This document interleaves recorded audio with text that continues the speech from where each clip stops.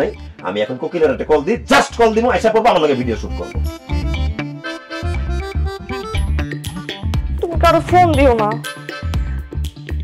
তুমি আমার স্বামী হয়েছে তো অন্য মায়েরগুলোকে নাচানাচি করো, গান গাও, হাত ধরো, আমার এগুলো সহ্য হইব না।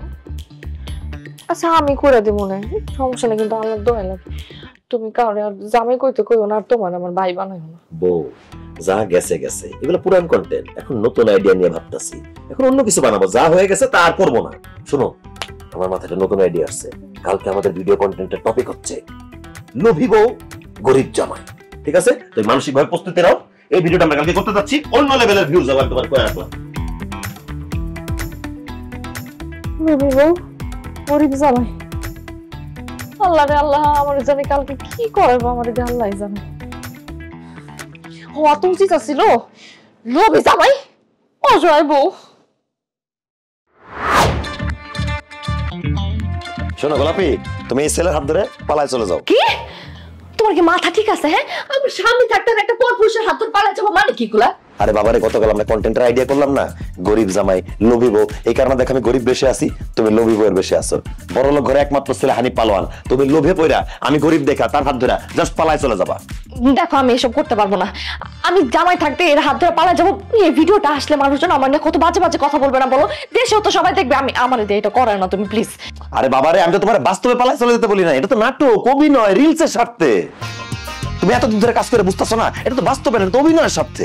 যেটাই হোক না কেন, আমি এটা করতে পারবো না, আমি আমার জামাই থাকতে অন্য একটা মানুষের হাত ধরে পালা যেতে পারবো না। এই ভাবি, এই কি শুরু করা হবে প্রতিদিন? আপনারা কি মনে নামটা মতো প্রতিদিন একই জিনিস বুঝে দেবো যে এটা করেন এটা করেন? আরে বাবা রে, যত সমালোচিত হবেন তত আপনি আলোচিত হবেন, আপনার কমেন্টে যত বাজে কথা লেখা থাকবে তত মানুষ দেখবে, তত ভিউ পারবে, আর ভিউ তো 1 ডে 1 মিলিয়ন হবে, বুঝেন নাই? আমাকে ডলার আর ডলার, এই যে হানিক পারে লইছি, হ্যাঁ 3 রিঙ্গিত মুখে। এক্সকিউজ মি ব্রাদার, আপনি বলেছিলেন আমাকে 5 রিঙ্গিত দিবেন, আর আমরা তার 5 দিব যা। আরে সবাই থামো তো, আমি যা বলছি তোমার তাই করতে হবে। আমরা যেভাবে কন্টেন্টটা প্ল্যান করছিলাম যে আমি গরিব জামাই তুমি লোভী বউ, সেভাবে আমরা শুট করব, তুমি ওর হাত ধরে পালায় চলে যাবা, সেটাই আমরা শুট করব। ঠিক আছে করো, তোমার যা মন চায় তুমি করো, সত্যি সত্যি যদি পালায় যেতে হয় সেটাও বল, আমি পালাইছি। এই তো গেল, অনুমতি দিছে, চল ক্যামেরা অন কর।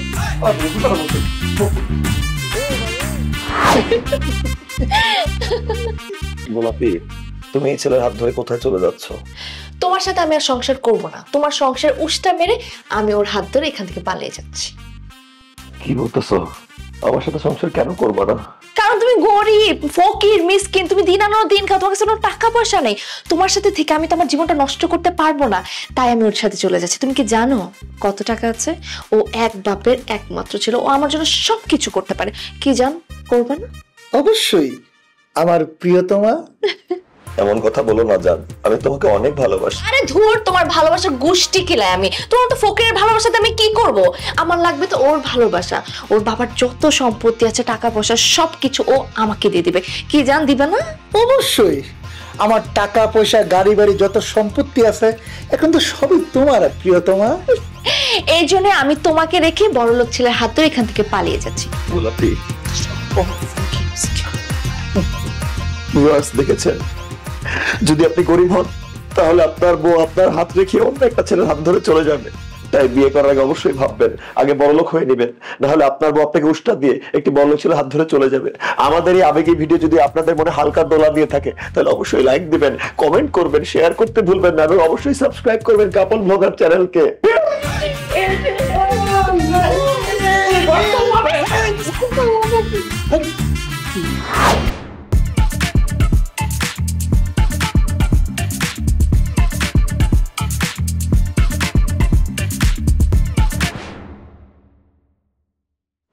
আমার মাথায় একটা দারুণ কন্টেন্টের আইডিয়া এসে পড়ছে।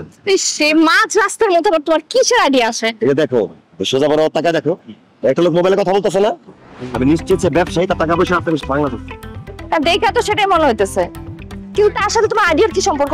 শোনো, কন্টেন্ট আইডিয়া হচ্ছে তুমি লোকটাকে যাবা, হাই দিবা, তারপর তাকে দিতে দাও।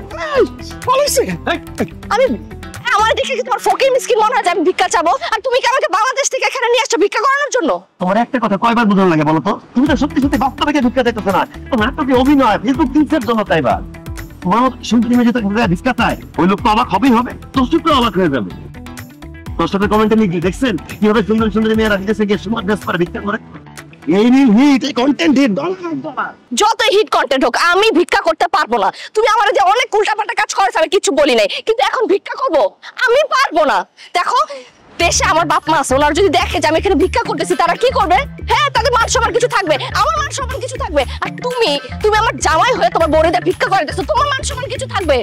দেখো তুমি এই যে ভিডিও বানানোর নামে আমাকে এখানে নিয়ে আসে আর কত নিচে নামাবা বলো? আরে বাবার নিচে যেত নামতো, আরেকটু নিচে নামো। আমি তো বলতেছি তাদের থেকে ভিক্ষা পাইতে হিট কন্টেন্ট। দেখো যত হিট কন্টেন্ট হোক আর যাই হোক না কেন আমি ভিক্ষা করতে পারবো না। ভাবি কোনো সমস্যা নাকি? চলেন আমার মন আপনার কোনো কিছু করতে হবে আরে ভাই না না না করেন। হ্যাঁ আরে আপনি জামাই জামাই যা করতে বলে করবেন। আর আপনি বুঝছেন এই যে টাকা বেড়ার কাছে যখন আপনি শুনতে পাবেন বলবেন ভাইয়া ভাইয়া আমার কাছে কোনো টাকা পয়সা না, আমার ভিক্ষা দেয়। যদি ভিক্ষা দেয় এটা কত লাইক হইব, কত শেয়ার হইব, কত ভাইরাল হইব, ভাইরাল। আপনি না ভাই সবসময় মাঝখানে কথা বলেন। আপনি বলেন যান না করেন না এটা ওইটা, তো আপনার যদি এতই শখ হয় আপনি যান, আপনি কি ভিক্ষা চান? যান। বউটা কেনা বউ আপনারা না বউ আমি? হ্যাঁ আমি যদি বউ হইতাম আমার বন্ধু কইতে আমি পায়ে ধরে বসে থাকতাম। বিশ্বাস করেন আপনার টাকলা বেড়া কাছে গিয়ে ভিক্ষা চান, আমাকে ভিক্ষা দিন, তাহলে দেখবেন কি জানেন টাকাই টাকা $10 মনে করেন যে মানে নগদে। বউ আর কথা বলা লাভ নাই, আমি তোমার বলছি তুমি যাই ভিক্ষাটা চাও। এই ভিডিও যদি হিট না হয় তোমার জুতা দিয়ে পিটায় মেনে নিবো। আচ্ছা ঠিক আছে, আজকে থেকে আর কিচ্ছু মানা করবো না, যেটা করতে বলবো সেটাই করবো, ঠিক আছে? কিছু তো বাদ দিব না। যাও যাও চলে যাও। হ্যাঁ হ্যাঁ, যাও যাও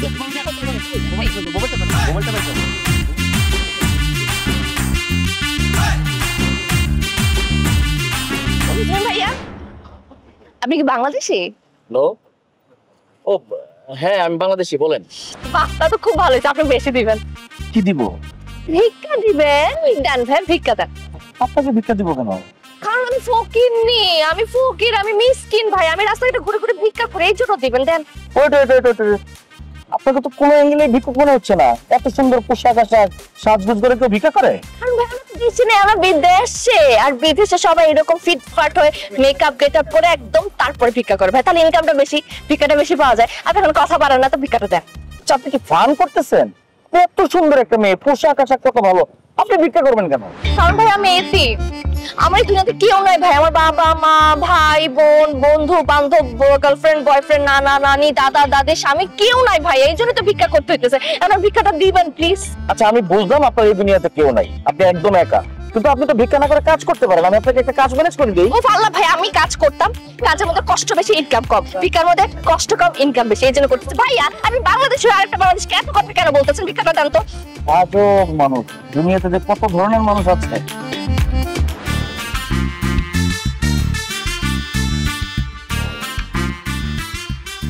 তো ভিউয়ার্স দেখুন কিভাবে রাস্তায় একটি সুন্দরী মেয়ে একটি ছেলের সাথে কথা বলে টাকা হাতিয়ে নিয়ে তাকে মুরগি বানিয়েছে।